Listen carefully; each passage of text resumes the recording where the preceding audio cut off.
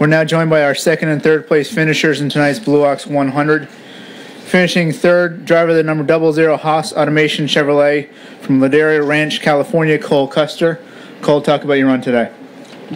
We did pretty good. I mean, coming back from a bad week last week, really rebounded, and just gotta think, I mean, if I could have saved my tires a little bit more, could have won the race a little bit, but gotta thank Gene Haas and Haas Automation and Smith Transport and Ken Trader for helping us. Cole, you had fourth career start. Talk about coming home with a top 3 finish here at a track like Richmond.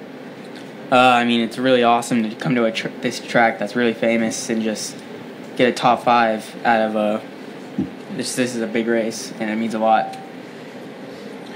Our second place finisher, driver the number 46, Winstacks.com, Aqueous Communications Toyota from Yorktown, Virginia, Brandon Gdovic. Brandon, talk about your finish.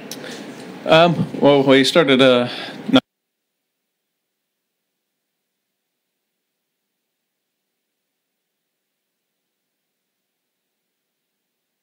ninth today, or I mean 7th actually, sorry.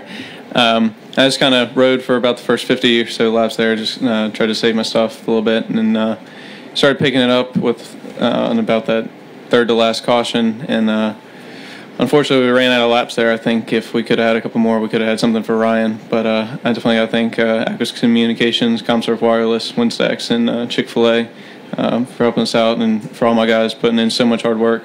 I mean, we didn't finish on the car until 2 a.m. this morning, and showed up late, and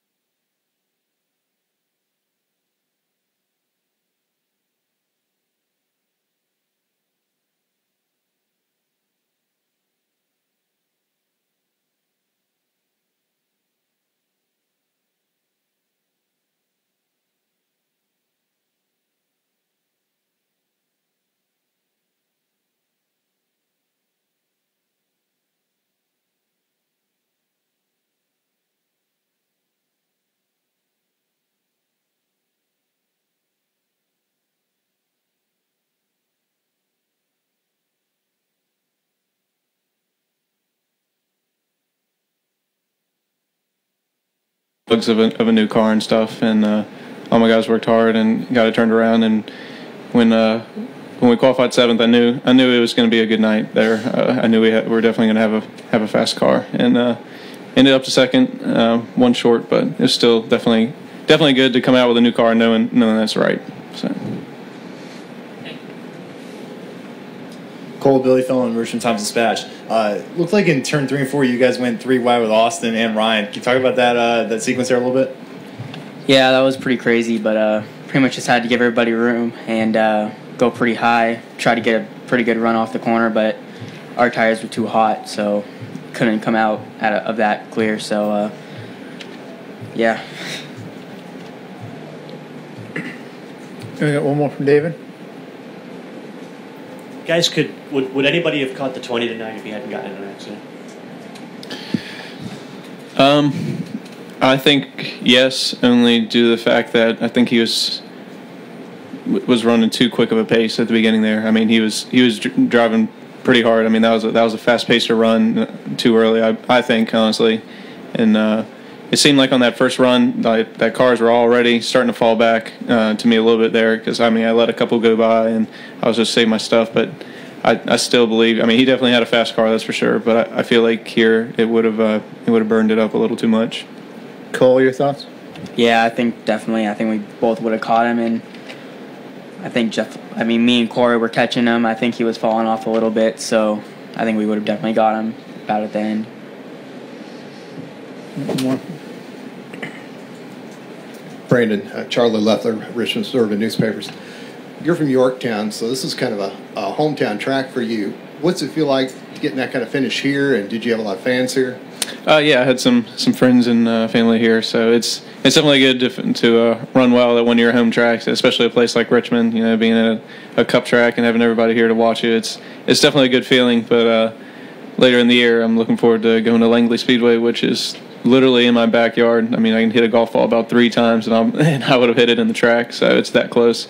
And so hopefully we can pull out a win there. So that'd be nice to get a win at one of my home tracks. Gentlemen, for both of you, and particularly for Brandon, being from Virginia, the big news this afternoon in the drivers' meeting, going to Virginia International Raceway. First time NASCAR will be there. Can you guys just talk about your initial thoughts? I'm definitely looking forward to it. I know I was looking forward to Road Atlanta this year. I did a road course training school out in Phoenix and stuff, and that was my first time doing anything road course wise, and I mean I loved it. It was so much fun. So I'm definitely glad that they put VIR on there. I didn't have the best runs at Clearfield, so I wasn't too disappointed to see that go. Cole? I think I'm a little bit disappointed, but I mean Matt thought that he had a really good setup for Clearfield, but it's definitely a challenge, and we'll probably figure it out. Any other questions for the two of them? Stan, we'll finish with you. Okay, I want to go back to your second place finish or something you said. When in your career did you learn that racing isn't just going as fast as you can every single lap to pace yourself? Because a lot of fans don't understand that concept. Honestly, I think it's probably better that I started later in my career than most kids starting at age 3. And I mean, they turn them into robots. It's drive as fast as you can for as hard as you can and as long as you can. So I feel like, just having not necessarily call it being wise. I mean, I was only 16 when I started, but being able to sit around for 10 years and watch the whole scene and stuff and see how it works. I feel like it's just something I was able to drill it in my mind that you got to save tires sometimes. And Richmond's definitely one of those places. Not so much like Greenville was, but you definitely have to save that right rear. All right, gentlemen. Thank you. Congratulations.